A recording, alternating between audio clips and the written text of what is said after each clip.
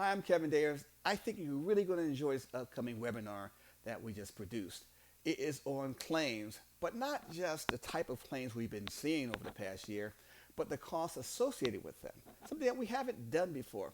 We're talking about the smaller $20,000 claims. We're talking about the bigger ones, 100,000 to a quarter of a million, and those once in a while rare $1 million claims. I hope you enjoy it. Now, Kevin, what's our goal? I know we have a great topic that we're going to dive into today. What is our goal? I tell you what, this is a unique. First of all, we do this every year, but we do something a little bit different.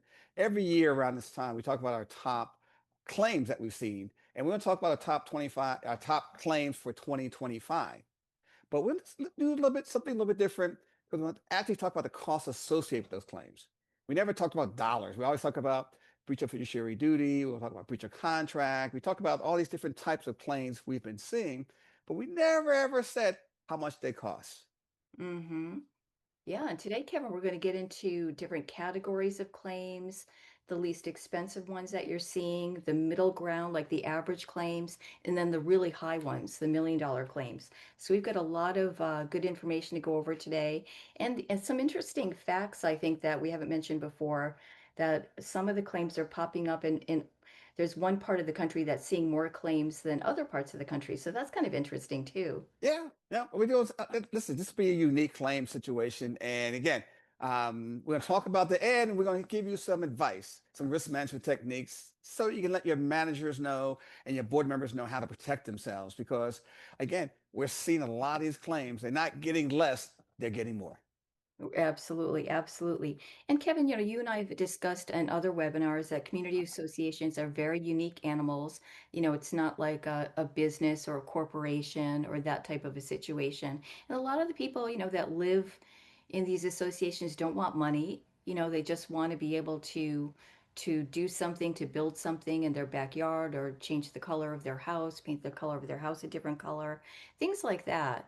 So how are they unique? What have And you that, seen? you nailed it there, Sherry. If we talk about community association, they have a primary responsibility to protect, maintain, and enhance the association. That's the primary responsibility of a board member, meaning that if I bought my unit and it's worth a $500,000 when I bought it, I want to be worth 600, 700,000, 800,000 when I'm ready to sell. So it's my job to protect, maintain, and enhance it. Now, the problem with living in community associations, if there's a lawsuit against the board, it's not because of an accident that happened. It's because of a decision I made or a lack of a decision that I made. And that's what creates a lot of the claims. But what also creates a lot of these claims is that many of them at times are emotionally based. They're not based on did I or did I not park my car in visitors parking. It's that your law was unreasonable. It's unenforceable. I was you misunderstood what I was saying. You didn't treat Mhm, me fairly. So mhm. at the end of the day, you kind of said it. Most lawsuits that we see, most claims are for monetary damages or for damages in general. What we're seeing, we've seen is most of the claims we're going to talk about are defense cost kind of claims, the kind of claims that can be easily be avoided. Absolutely, absolutely. And, many people are working, during COVID, Kevin, we saw an uptick in a lot of different types of claims because of people working remotely, a lot of people working from home and, the noise can be an issue with people working from home, that kind of a thing. And now let's talk a little bit about, we mentioned touched on a little earlier about, different parts of the country seeing more claims than other parts of the country. You know, what's it looking like out there? Yeah, well, okay. We want to talk about the threat landscape. This is where we look at and say, okay, where are the exposures at? What are we seeing there, and what are our bigger problems is? So right now we divide I guess our talk today into four different categories. We're talking about location, location, location, where we end up seeing that most of our claims are happening on the East Coast.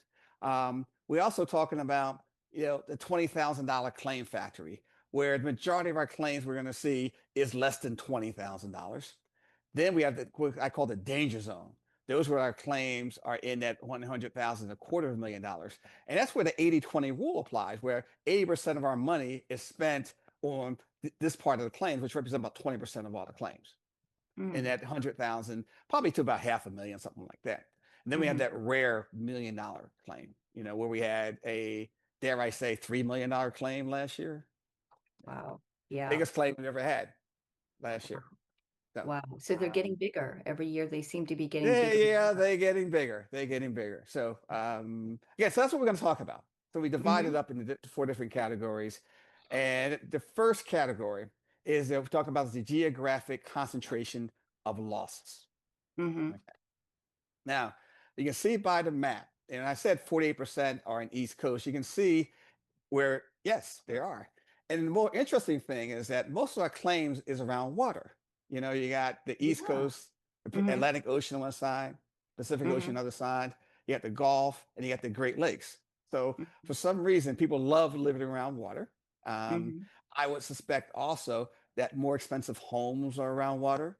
Yes, they Uh, are. Hmm. and you have more expensive homes. You have more people there who want to complain or do battle or disagree because they believe their house or their unit has more value. So Hmm. they want better decisions by the board. Hmm. Yeah, I think it's probably, you're right. I think it's probably tied to the higher value homes. You know what I mean? And they feel that they want to, they have the right, you know what I mean, to That's it. sue, the right to, they feel they're, they have the right to complain. They spent a lot of money on the house to live there, that kind of a thing. And you Eh, see the Midwest and the middle part of the country, very Yeah, low, but it's all yeah. along the edges. Out on the edges. Mhm. And one thing interesting, if you're familiar with the East Coast and the West Coast, if you take I-95, which runs Mhm. all the way up and down the East Coast, Yeah, Maine everything to east of Florida, Maine to Maine to Florida. Florida to the Florida Keys, right? Hmm. Anything east of 95, I-95 is where all our claims are. If you have to live Interesting. west of 95, guess what? You're probably more green than you are red.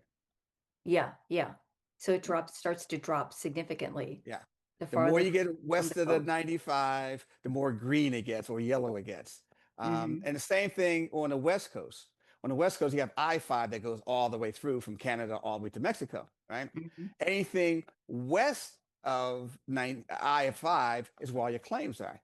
Everything east of I-5, guess what? There's a lot more greener and yellow. So, Hmm. um, so it's interesting. If you want to know where your claims at, if you live in those areas, the likelihood of you seeing one of these claims we're going to be talking about is a lot greater. Hmm. Hmm. And those areas also have higher concentrations of lawyers too. And you see just commercials nonstop Yes, for they the got more attorneys. commercials, and Hmm. yes, that Hmm. does present Hmm. a bigger problem. That's for sure. The attorneys, yeah. Yeah. And now, Kevin, the $20,000, we're going to talk about the $20,000 claim factory. Now, what exactly, we've Oh boy, talked about this these are the before. What kind of claims that can be avoided. Okay, and we'll talk about how to be avoided, but these are what I call procedural claims or nuisance claims. These kind of claims where they're emotionally driven because of something that happened where I'm upset. And you mentioned one earlier. I want to paint my house a certain color. Yeah, I go before the board. The board says, no, I can't do it because it doesn't it interfere with the beauty and sophistication of our neighborhood. But guess what I do? I get upset and say, guess what? It's unreasonable that your rules out here is unreasonable. So I'm making a claim against you. So now a claim is made. These are procedural claims. Parking. I parked my car in visitors parking. You towed my car away. How dare you tow my car away? You're not supposed to do that. You didn't tow, Bob's car down the street. He parks in visitors parking all the time. I am so upset with you. I'm filing a claim, which makes these things bad and avoidable because when they get to a judge, because again, you filed a claim or a lawsuit, whatever it is, the judge says, how were you harmed? Said, well, Right. what do you mean I was harmed? Because he keeps annoying me. He's telling me I can't do something. He can't tell me that, I think the rule they have is discriminatory. I think his rule is just Unfair. unreasonable rule. It's It's unfair. unfair. It's That's the word. unfair. Yes. Yes. I've Hmm. been mistreated. So what happens now, you go before a judge, it says, well, how were you harmed? He said, well, it's not how harmed. The board did not do their job in the right manner. It's 60 days. They have to notify us of an election, or 60 days they have notified for an increase in assessment or special assessment. It's been 62 days they haven't notified us, and now they want to do it. I said it's unreasonable. And so we're talking about pure defense costs. Now, what makes this tricky is this. Most states, if you lose, okay, then it's called prevailing party fees. And Hmm. prevailing party fees is that means me, if I file a claim, okay, because I think the board did something unreasonable, And it's found out I was correct. The lawyer gets the fees from the other person. So when we talk Mm-hmm. about the average of $17,000, it's because most of these are procedural claims. Okay. Mm-hmm. They're just there just to get on the nerves of board members. Mm-hmm. These are just nuisance kind of claims that a lawyer will take them up because number one, he knows that it's a clear cut. They know that, guess what? The board did not do their job. They did not provide the information in a timely manner.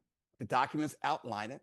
So if the rules are not enforced uniformly, consistently, then all of a sudden an attorney out there can say, yes, judge, the board did something wrong. And they will rectify it by sending out a new um, letter about their increase in assessments, or they'll fix it. But in the meantime, guess what? That attorney collected 17,883 because that's what it costs for that lawsuit. Mm-hmm. So this what makes these kind of claims, bothersome for us. It's a claim factory. It's the ones that we see all the time. I would say about 60% of all our claims are in this area. 50 to 60, 55, 60% of all our claims we see is in this area. The bulk of them. So that's the bulk of Procedural claim. them. Yeah, Mm-hmm. yeah. Yeah. Because these are the nuisance kind of claims that board members are upset because they don't like the rules, they don't like how much money they're paying, they don't like the maintenance that's going on, they don't like the fines and pulls, just don't like what's going on in the association. They just don't like it. Mm-hmm. And these are just average everyday things. I mean, they happen all the time, Kevin. Parking situations, being told you can't park in that particular spot, painting the house, as we talked about earlier, noise, Yeah, you nuisance mentioned the complaints. I mean, noise. these Yeah. are just average everyday things, and a board member might think, oh, that person's just a complainer, you know what I mean? And not really act on it or try to fix the situation or not really know how to handle it properly, how to handle it correctly. And then it turns And, into, and that's it gets and that's bigger. why we put together this how to avoid a $20,000 claim. Mm-hmm. I had to put this together because please, whoever's listening to this, let your board members know, the managers know that you can avoid these things by number one, enforce rules consistently. You know, don't go after the one person you don't like in the association because guess what? They're waiting for it. And then they're going to sue you and they go to court. The judge will say, how were you harmed? I wasn't. And now all of a sudden the attorney of that person is going to collect the amount back because we live in a lot of states are prevailing party fees.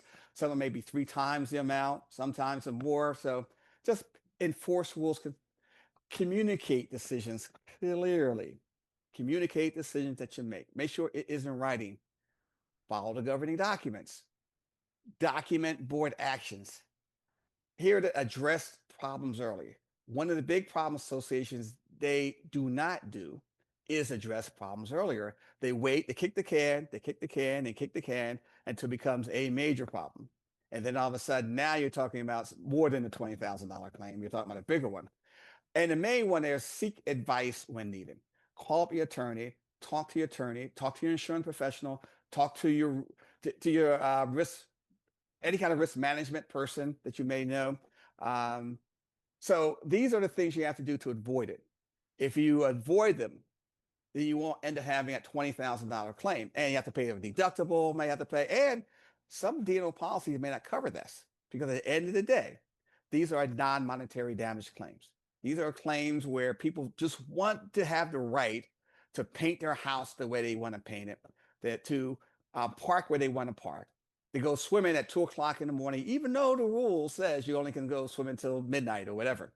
Mm-hmm. So you want to be able to say that you're doing the things, you're maintaining the association. Our job is to make sure that the value of my unit is at 500,000 now. We want to make it up. That way, as I'm doing my job. And the best way to do your job is to avoid these $20,000 claims. Absolutely. And it's the claim that the value of this particular claim is what we're seeing the most of in this category. So it's one thing you mentioned, address the problems early. Kevin, you and I have talked about not making decisions, like lack of decisions, and just kind of avoiding things and kicking the can down the road. And we've talked about that extensively. I mean, that's a big problem, and just dealing with it in the right way and speaking to the professionals is the best way to go and get the advice. And now, Kevin, And, we and, jump into and like, guess what happens though when you don't do those things? And this is what Right, happens in that next category. This is why this right. next category is Then it so gets even important. bigger. Then it gets It even gets get bigger. even bigger. Yeah, Yeah. absolutely. Yeah, if you avoid it and just kind of ignore it and just say, "Oh, it'll take care of itself. It's not that serious," you know? Now it becomes serious because now all of a sudden you're talking about a real breach of fiduciary duty. Then all of a sudden it brings it to another level. You breach your fiduciary duty because you did not, again, you did not have proper documentation. You did not have done this in a timely manner as outlined in the governing documents. Now you're saying something a little bit tighter, a little bit more stricter, something that's more. So you're talking about selective enforcement. You're not inconsistent enforcement. Now you're selectively enforcing things against me, which leads to a discrimination claim. We're talking about things like financial mismanagement, election and government disputes. Now, what happens again, we're talking about emotionally driven claims from the start, okay? Where I've been harmed, okay? You breach your fiduciary duty because all of a sudden you want to have a special assessment to repair the roof. And 10 years ago, I gave you a reserve study that said you need a special assessment. Now all of a sudden you're going to do it. I am angry. I'm upset.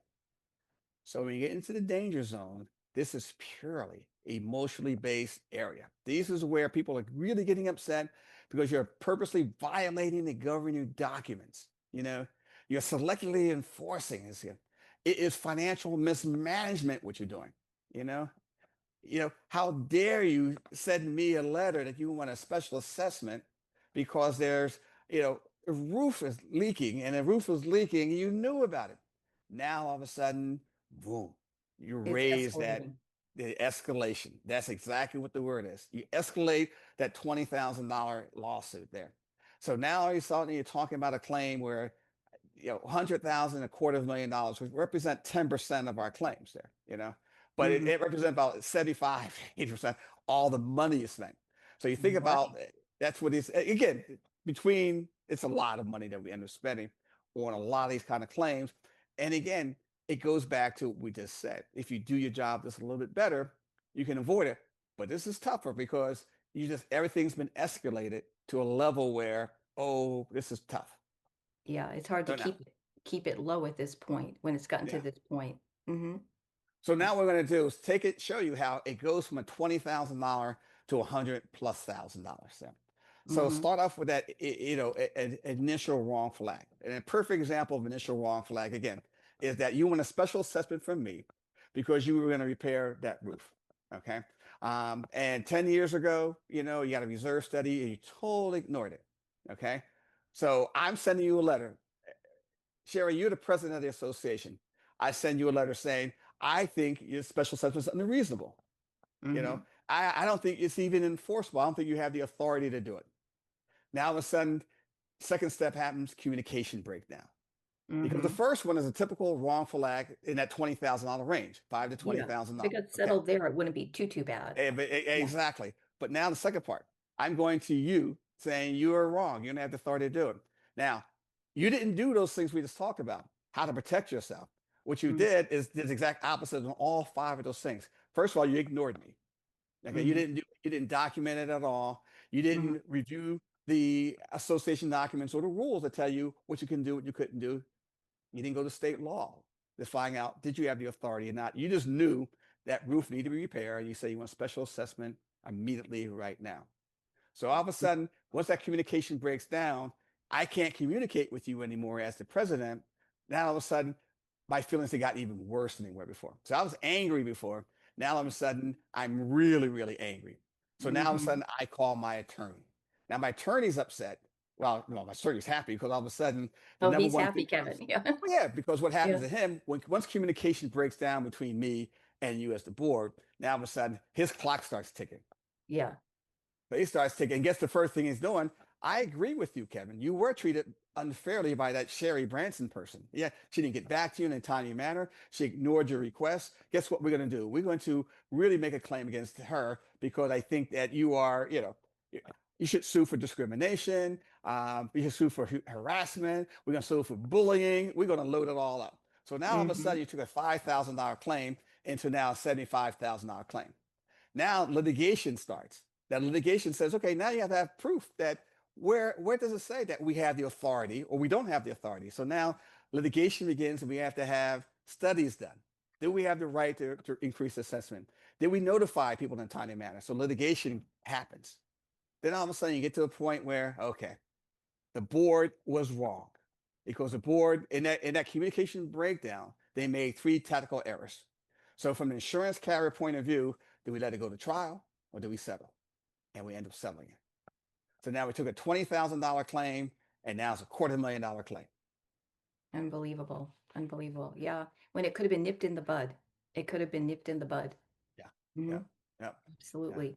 Yeah. yeah. And risk That management second bullet advice point, that is second bullet really, point is the key communication breakdown. When it breaks yeah. down like that and you get that lawyer involved, that's when Yep. it creates that problem.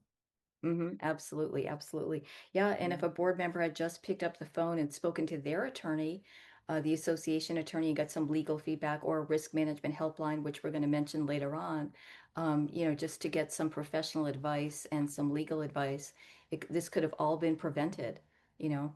And if anybody has any questions about what we're talking about today, please type your questions in the questions box at the end, and we're happy to answer your questions.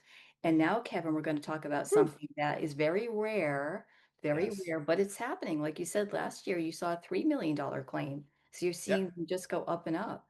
So, Since COVID, every year we were seeing at least $1 million claim. Sometimes we see a couple of them. At 2022, we saw like a couple of them. We're seeing them now. And when you see that we call the rare $1 million claim, these are the five categories we'll see them. Catastrophic maintenance failures. That is the number one. That is the one that happens more than anything else. And nothing's more important like what happened at Surfside. yeah, Yeah. Surfside. And Kevin, we have a little breaking news since we're live. I'm in Orlando, everybody. I'm in Florida. And we just turned on the news at lunchtime. And an apartment building, apparently, a woman went to open the door to go to the hallway this morning to go to work. And she couldn't open her apartment door to go outside. And she heard like popping noises and things like that. So she called the fire department. They came and they basically saw structural damage in the building, like cracks and things like that. So they evacuated the entire building, and it's a huge apartment building. And the first floor is all commercial. It's like an Orange Theory gym and nail salon and restaurants and stuff like that on the first floor. So, so anyway, so they're saying that it's structural instability, and 200 people were evacuated. And again, once you get to that level, those kind of claims that we expect is going to create $1 million claims because you got multiple people involved, you got multiple lawyers involved, you got multiple everything's involved. You need architects, you need engineers, the people that are going to be involved in these things. And it is a critical failure of the board. Boards should never have catastrophic maintenance failures. They should never. That's something that should never happen. You have reserve studies by law. Most laws in most states say you have to have a reserve study. So if you get to a point where you have a catastrophic maintenance failure, you are talking about in the millions and millions of dollars in claims.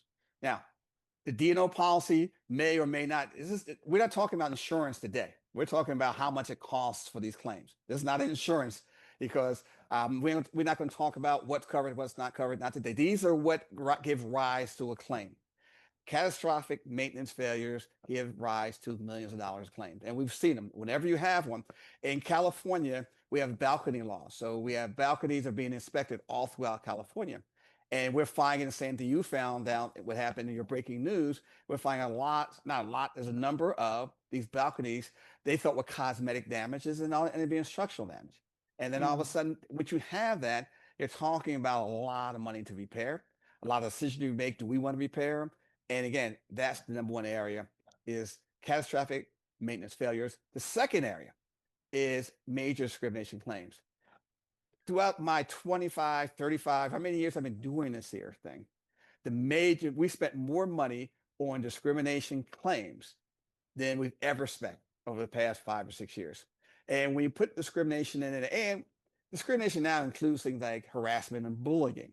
So before it used to be a protected class, and now it's anybody can be harassed and can be bullied.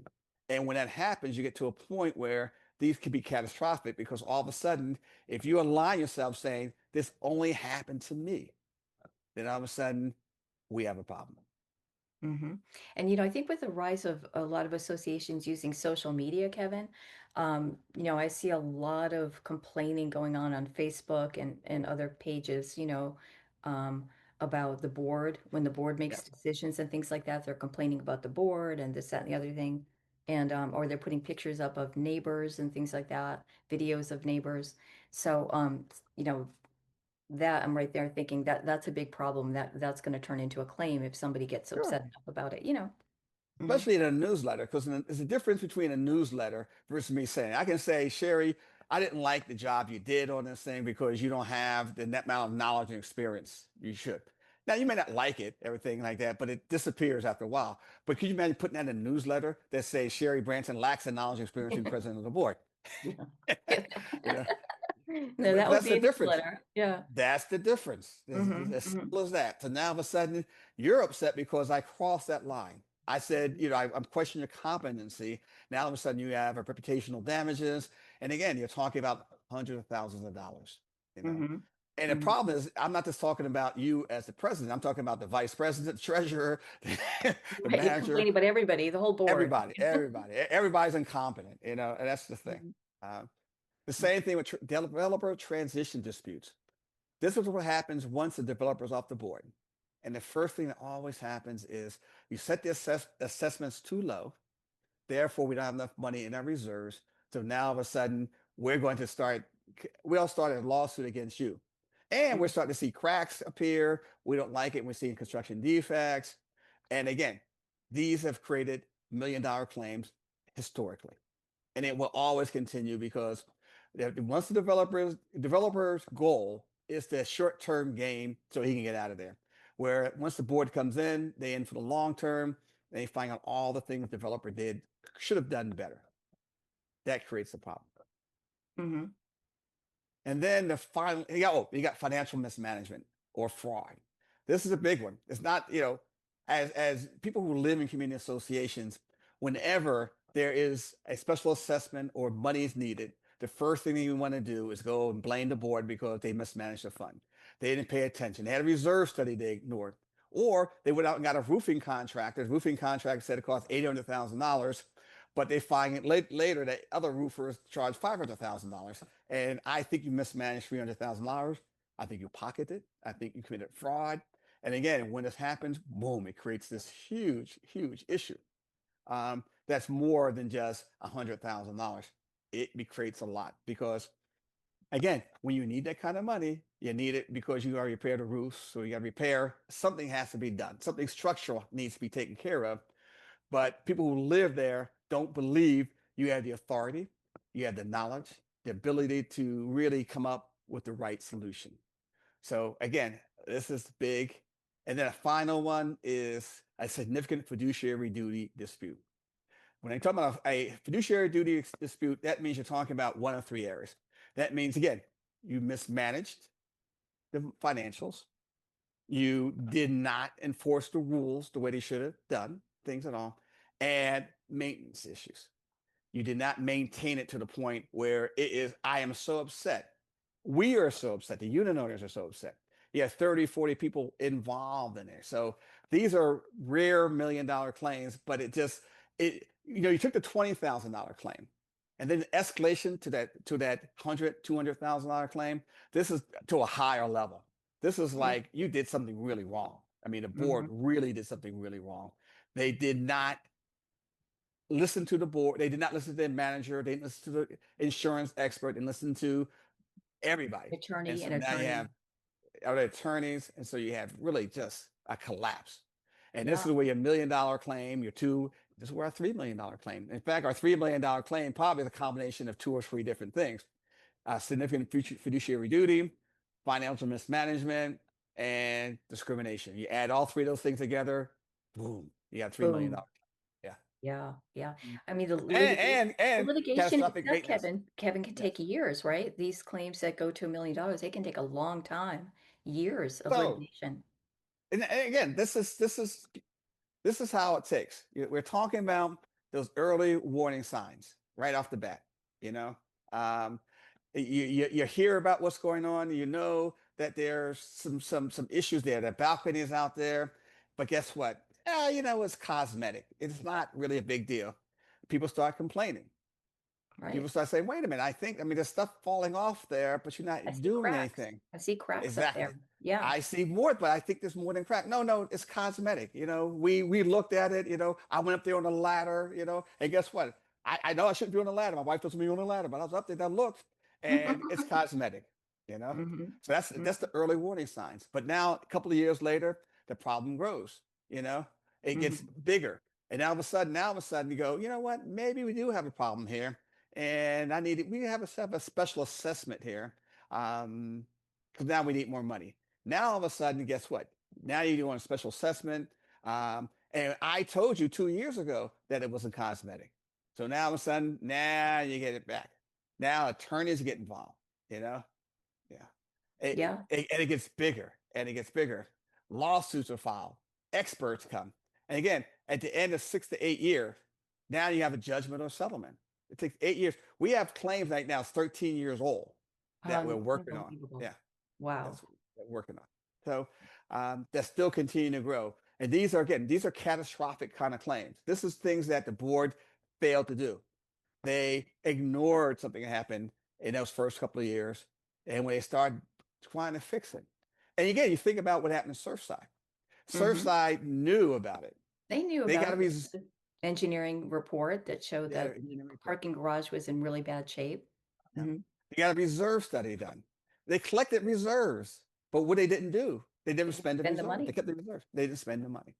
Yeah. So you look at over a period of time how something that should be taken care of, that first 2 years, that major concern, and that's that $20,000 area that we talked about.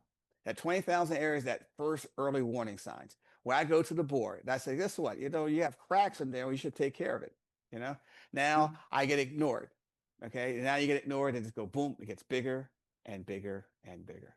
Mhm. It gets out of control. It It's gets out out of of control. control. Mhm. And now all of a sudden you're sitting there right now. We're sitting here. It's a $3 million claim. Mhm. Yeah. Yeah, it's scary. It's really scary how big it can get, how something can just balloon, just keep getting bigger and bigger and bigger and bigger. And I don't think many board members realize that, you know what I mean? That if they do ignore that small claim that they think is just a complaint or a small issue that can be fixed, I don't think in the back of their mind, if they know it could get this big, they would never ignore it in a million years. They would do something about it. Yes. And that's exactly the point. So let's talk about the risk management strategies. Okay. These are things that we must do in order to eliminate some of the claims that we're seeing. Again, we did not talk about insurance today. We talked about insurance for the past 2 months. These are claims impacting community associations. So number one, educating, educating, educating. You got to educate and train the board. Understand you have fiduciary responsibility, which means you got to act in the best interest of the association without conflict. Without conflict. And you have to, you got to get legal advice. Use our risk management hotline. We have a risk management hotline. Use it. Make sure you use it. Professional guidance. There's a lot of legal people out there, financial people, community association management, and make sure you use community association management to specialize in community association. Do a background check on them, find out. Proactive risk management. Review, understand the governing documents, but not only understand them, make sure you enforce the governing documents the way they should. Make sure you have a maintenance agreement. Make sure you have a maintenance contract. Um, and make sure you have a non-discrimination policy in the documents. I mean, it's amazing when you have a discrimination lawsuit against you, and the first thing they ask for, do you have a non-discrimination policy? And you go, no, we don't have one. That doesn't help you. You got to have Mhm. one in there. That's part of your risk management. And you got to have a comprehensive D&O policy. We didn't talk about D&O this time. We talked about it for the past 2 months. If you want to know more about it, go back to our last two webinars. We did a deep dive into them this month. And next month, we'll be talking about claims and how claims are being handled. But this month, we're talking about one thing, that these are the claims against community association board of directors and how to avoid them. We don't want a $20,000 claim, but we definitely don't want a $100,000 claim or a $1 million claim. Absolutely not. No. And I did want to touch upon the education and training for board members. I know we have a lot of brokers who usually join us. If you'd like to invite your board members to the webinars, feel free to invite your board members, property managers. Everybody's welcome. They're free. And it's a great way for you to educate your customers. And you guys can talk about things. They can ask you questions. And it's just good for them to know what they're buying when you're explaining the insurance to them and understand the risks and what their how much responsibility they have on their shoulders. So feel free to invite them. Hi, I hope you enjoyed this webinar. Again, it's really interesting information when you look at the kind of claims we see that can go from $20,000 to $1 million. Hope you enjoyed it. We look forward to seeing you again next month.